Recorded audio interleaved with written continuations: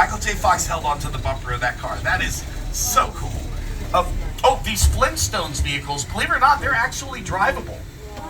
Golf cart engines inside those fiberglass shells. They've been sitting here for a while. They might not be drivable anymore. But where are my Harry Potter fans? You have to say it that way. You recognize this blue car to your left? That was used in Harry Potter and the Chamber of Secrets. I've got some bad news for you, though. It does not actually fly. I know. That's a little movie magic. But speaking of movie magic, take a look at the gyrosphere from Jurassic World. That's exactly what the gyrospheres looked like on set. They had no glass around the outside of them. Do you know why? If the glass was real, you'd see the reflections of the camera and the crew. So all the glass was added using computers. It's all computer-generated glass in the gyrospheres. And we also do some more low-tech special effects. Take a look at that Bradley fighting vehicle from the movie Transformers. Guess what? That's made out of plywood. It looks completely real. You can stand a foot away from it. It looks completely real. That just goes to show you how talented the carpenters and painters and people that make these things are. All that matters to a director is if it looks real on screen. If we can save a few $1 million and not have to carry tons of military hardware to the set, that's what we're going to do. Now it is time to visit my favorite part of the backlot. You know, I love Jurassic Park. In fact, I've been practicing this voice. I want to try this voice out. Here we go. You ready? Here we go. Welcome to Jurassic Park. It's my Hammond voice. I mean, I'll keep working on it. This is where we keep some of the picture cars, some of the set pieces, some of the dinosaurs from the original Jurassic Park trilogy. Coming up on the left, we got the mobile lab that was used in the movie The Lost World Jurassic Park. That was the second Jurassic Park movie. And we got some dinosaurs. Where are the dinosaurs? What happened? Oh, I am sorry. It looks like we've had a containment breach. We've got dinosaurs on the loose. This is not good. Where are the Dilophosaurus? Okay, we got to keep an eye out for the Dilophosaurus. If you see any Dilophosaurus, scream. Let me know if you know where they are. Oh, okay, I think we found the Dilophosaurus. We'll get them put back in their cages. Don't worry. Okay, they didn't get too far. This is the scene I was talking about. The mobile lab in the movie The Lost World Jurassic Park. This is the scene. Oh, there's a big dinosaur on the left. Does anybody know what kind of dinosaur that is? No, that's the world famous Apatosaurus Rex. See, there's only half of it.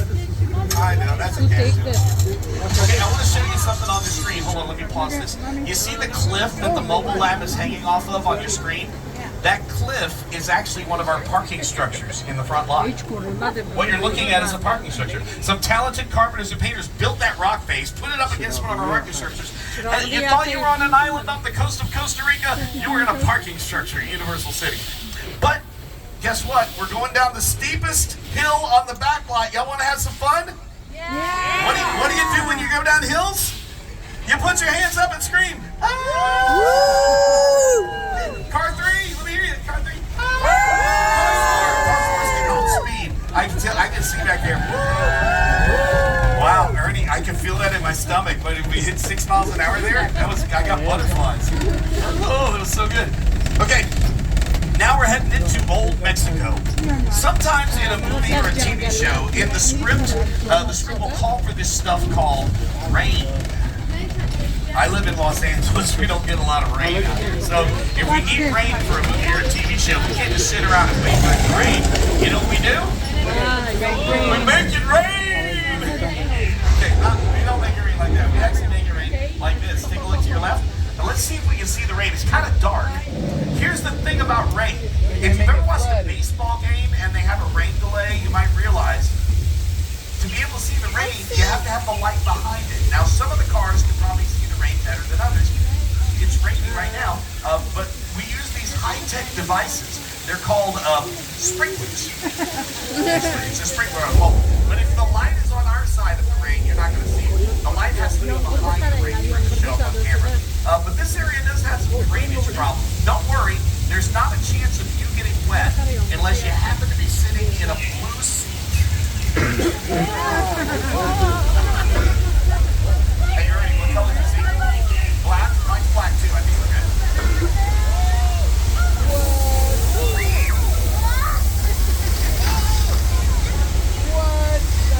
Are there any Lady Gaga fans on the tram? Where are the Lady Gaga fans? Next time you're on YouTube, look up the music video for the song Judas. This is where she filmed it. She's sitting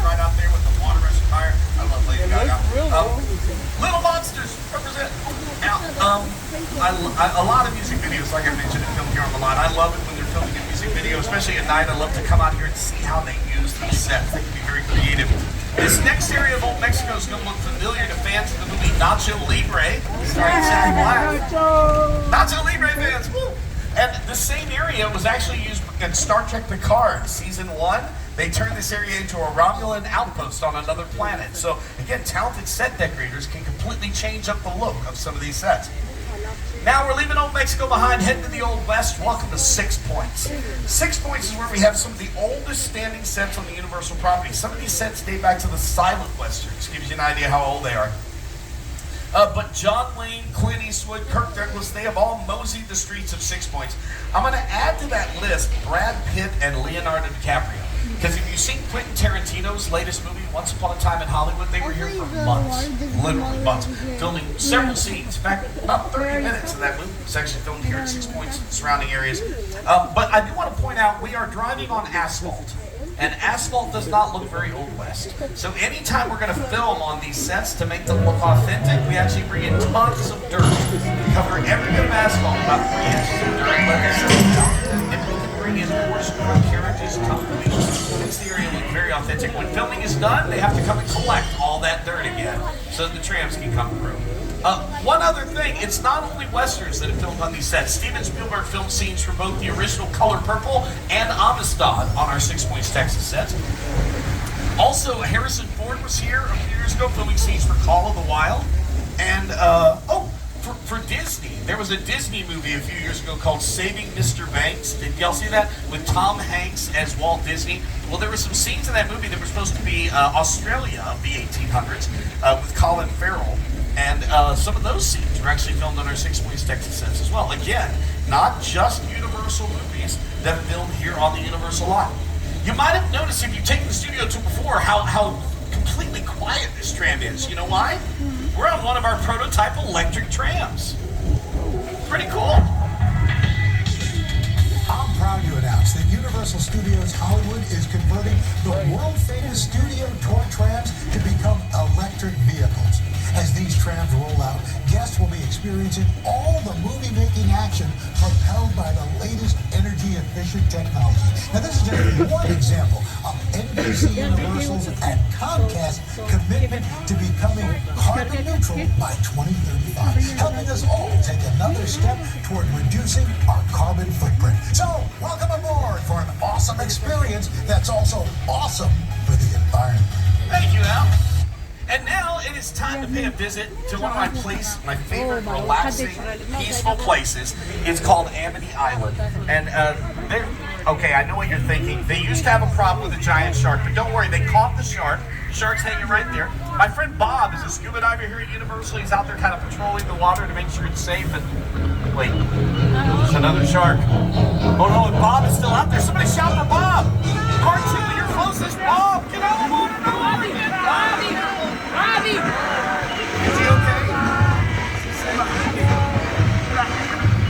Oh, come on. Walk it off, Bob. You'll be fine. Yeah. I'm so sorry you had to see that. That was gruesome. I apologize.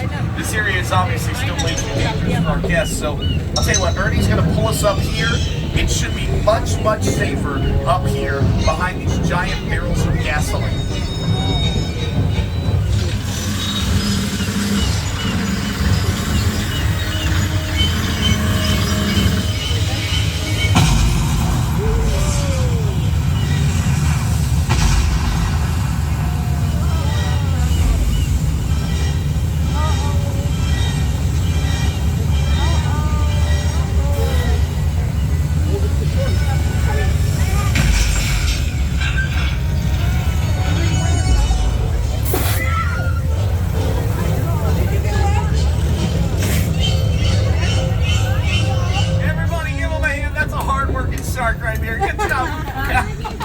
I know some of you are thinking, oh, that shark didn't look very real, but I heard some real screams out there. He got some of you. I heard you. Now, that is not the actual mechanical shark Steven Spielberg used in his movie Jaws. The difference is this shark actually works. The one in the movie really did not work very well. I'm going to let director Steven Spielberg and some of the cast members tell you about some of the problems they had with their mechanical shark. That's a much maligned shark. The shark was frustrating. It didn't really work all the time. It didn't work hardly at all. Wherever you were on the island, you could hear the radio mics. They were always saying, "The shark is not working. Repeat, the shark is not working." We just waited around. We just waited. The shark worked well enough. For a while there, I had the biggest football time. So I really owe the shark a lot. Now, if you've ever wondered why we consider Steven Spielberg to be a genius, I'll give you Exhibit A, okay?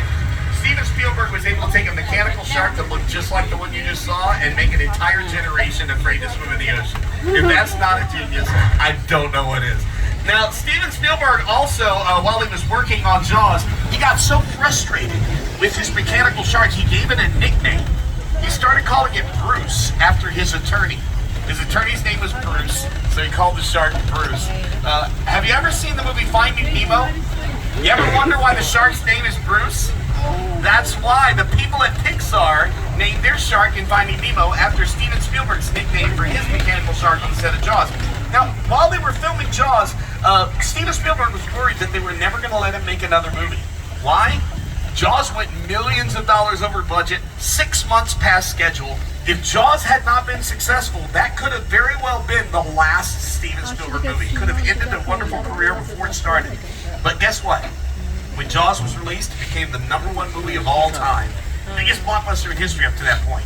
Now, think about all the great movies we've had from Steven Spielberg since then. They all owe a little debt of gratitude to that faulty mechanical shark named Bruce. Take a look over here to our right. That's the Chicken Ranch. It was built for the movie The Best Little Whorehouse in Texas, starring one of my favorite people on the planet, Dolly Parton. Oh, come on, you can cheer for Dolly Parton. She's a national treasure. Yay! Okay. That same house was also used in the movie The House of a Thousand Corpses, directed by Rob Zombie. At least that's what they tell me. I am too chicken to ever watch a movie called House of a Thousand Corpses. No, thank you. I'll stick with Dracula. That's about as scary as I can. Or Psycho, maybe. I can do that. As we come up the hill, I'd like everybody to take a look to your right. What do you see? Trees. Right. You got it right. Trees. And now take a look to your left. What do you see over there? Trees. Trees are cool. Trees give us oxygen and shade on a sunny day. But actually, this is a very valuable part of the Universal backlot. We're on an area called Wilderness Road. And if you've seen the movie Bird Box starring Sandra Bullock on Netflix, they filmed scenes of it right here on Wilderness Road. Sometimes a movie or a TV show will have a scene that's supposed to be way out in the middle of nowhere. Well, we don't want to have to go to the middle of nowhere if we don't have to. If we set up a camera and all you have in the background are trees, the audience will believe that they're wherever the story tells them they are. So we have 400 acres here on the Universal backlot. We have ponds, waterfalls, trees. We can make you believe that sometimes you're on location when actually that scene is being filmed right here on the Universal backlot. Pretty amazing. We use a little bit of everything here on the backlot. Now have your cameras out because coming up here we got some more picture cars for you. Over on the right hand side, this time of the tram, some picture cars. We got Bumblebee. We've got a Decepticon. And where are my Fast and Furious fans out there? Fast and Furious fans, you're going to recognize a few of these cars, including that black Dodge Charger. Over in the back, from The Mummy and The Mummy Returns, starring Brendan Fraser, that car. But do you recognize that black piano truck at the very back by the trees? Anybody? Old-timey truck? I'll give you a hint. I am a man of Constance. Yeah, from Oh Brother, Where Art Thou, starring George Clooney. They rode around the back of that truck. I know that was a deep cut, but basically I just wanted to plant that song in your head. You'll be singing that all night. My work here is done. Planted it. Now those are some very nice cars, but unfortunately they are parked in a very dangerous neighborhood. They are parked directly behind the Bates Motel. Welcome to the Bates Motel, and up on the hill, that's the original Psycho house from Alfred Hitchcock's 1960 thriller, Psycho. It looks huge, right? Looks like a huge house very far away. That's an optical illusion. It's actually built very small, but Alfred Hitchcock wanted it built 3/4 scale so the house would look like it's up a much farther hill. Are you scared? No? Okay, what about now?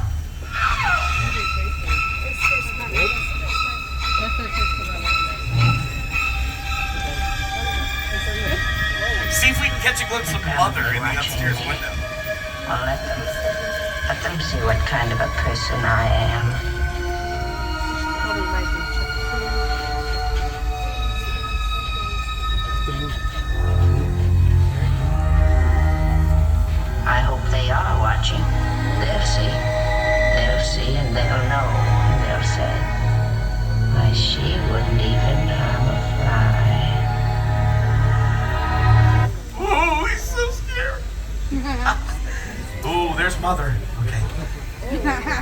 you're getting some pictures of the Psycho House. That is a real piece of American history right there. One of the greatest movies of all time. Now it is time to show you one of the most spectacular sets ever built here on the Universal backlot. This is the crash site set from Steven Spielberg's movie The War of the Worlds, starring Tom Cruise. That is an actual 747 over there to your left. The filmmakers bought that 747 from a plane junkyard in the Mojave Desert for $60,000. Pretty cheap, huh? But they had to spend over $200,000 just to transport the pieces of that plane here to Universal on the backs of giant trucks. And there's a lesson in there, especially this holiday season. You know what it is? It's always the shipping and handling. That's how they get you. I'm gonna let production designer Rick Carter and director Steven Spielberg tell you a little bit more about this amazing set. The airplane crash site set is an example of a set that is all designed around a vision. You forget to sit down and talk about the War of the Worlds. That's all. What if the 747 goes down right in a big way? Because it's just something you'll see. Listen, I want you to close your eyes, okay? Now closed.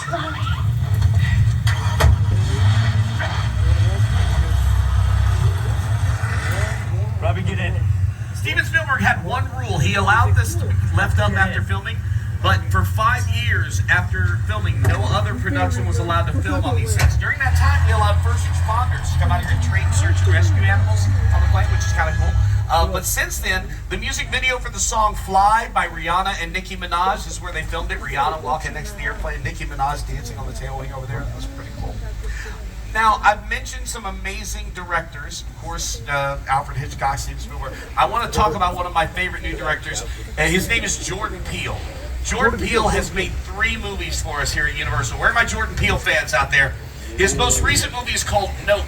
And for Nope, they built an amazing set piece called Jupiter's Claim up in Santa Clarita. And when filming was done, they took that entire set apart and brought it here to the Universal backlot and put it together so we can add it to our tour. If you haven't seen Nope, you need to check it out.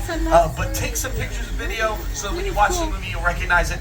Here to tell you about it, it's Academy Award winner Jordan Peele. Movie magic only happens when a team of collaborators, often in the hundreds, work together to take an impossible notion and bring it to life.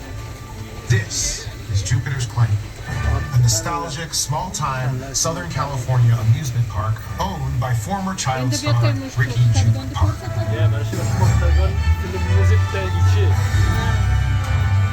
Over there, look into the Winking Well and have your picture taken just like the kids in that old 90s movie Kid Sheriff. That's what this whole place is loosely based on. Remember that one? No?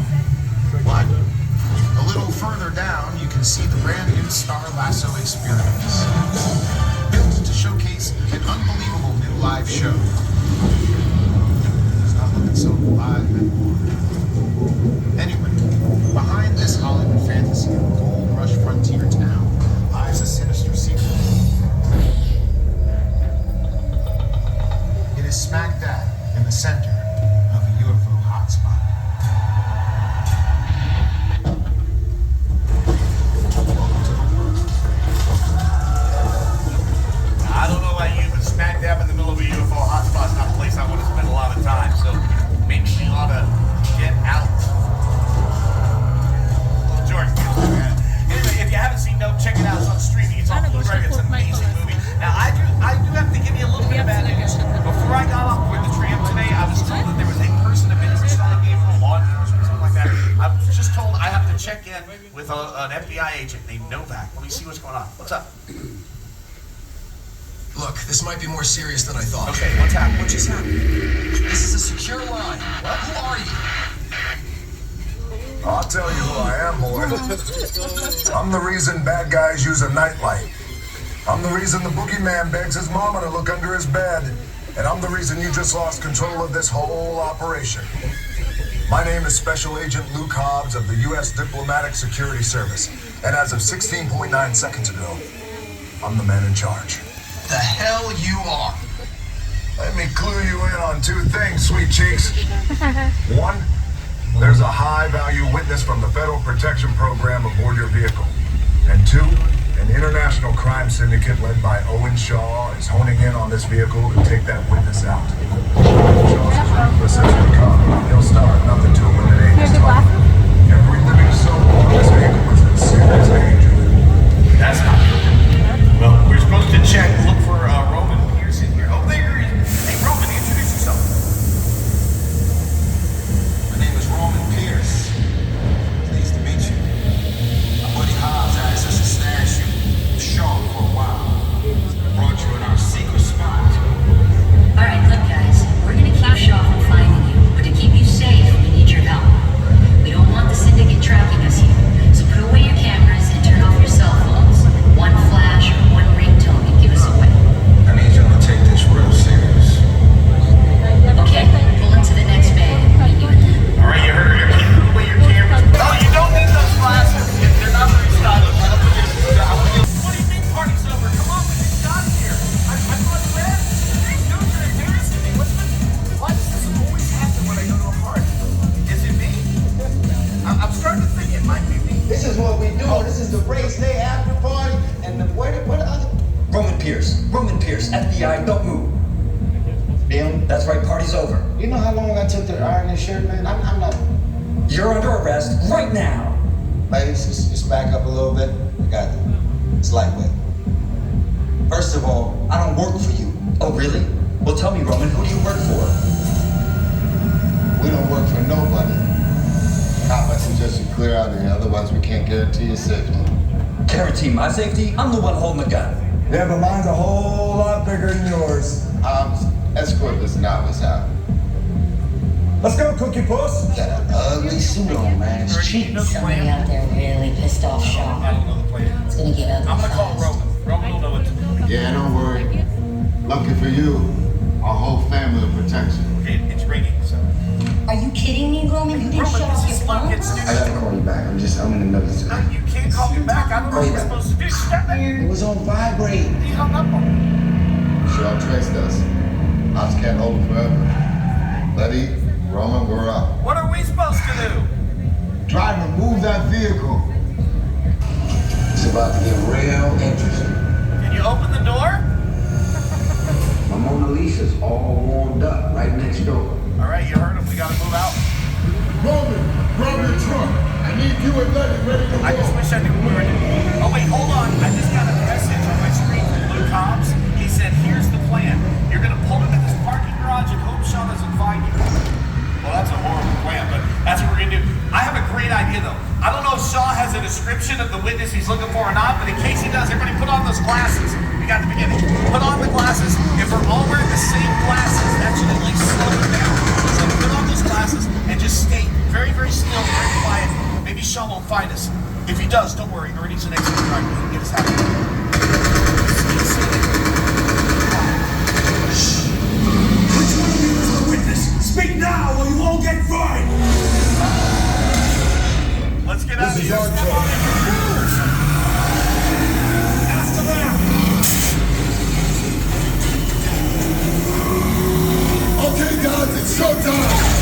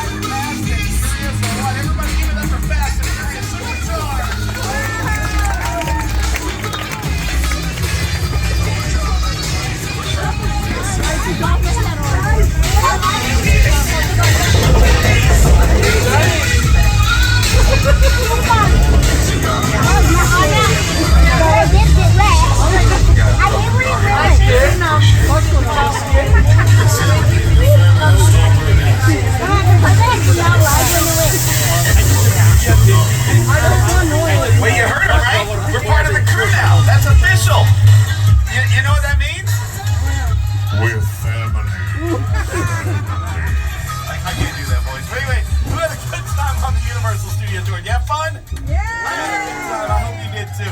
Now, I got a couple of thank yous. First of all, I got to say thank you to our driver, Ernie, for getting us safely around the back lot, jumping that bridge. That was epic. Everybody give him a hand, our driver.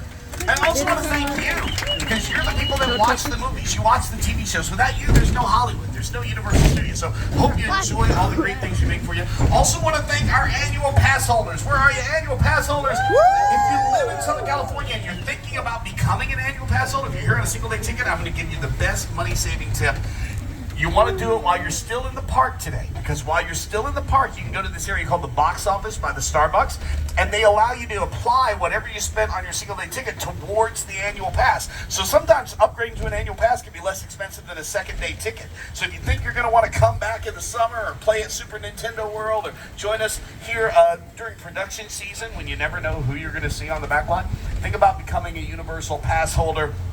Do it while you're still in the park. Save yourself some money. Also, I just want to say happy holidays and Merry Christmas to everybody. Thank you to everybody who came out today and celebrated with us here at Universal Studios Magic. We've got some amazing lights at Hogwarts Castle going on tonight. Make sure you check that out after dark. So if you haven't been over to Hogwarts Castle for the holiday lighting and all that stuff, it's a lot of fun. And Grinchmas, we love Grinchmas. My name is Luke. I've been your tour guide. I'm going to be in the exit area as well. If you have any questions or just want to say hi. A couple of things you can do for me: stay seated till the tram comes to a complete stop and the gates are open. Be very careful as you exit the tram, and take these 3D glasses in the exit area as well and drop them in those bins. I'd really appreciate that. Once again, thanks for spending some of your day here with me at Universal Studios Hollywood, the entertainment capital of LA. We'll have somebody to open up these gates in just a second, but as we say in Hollywood, that's a wrap.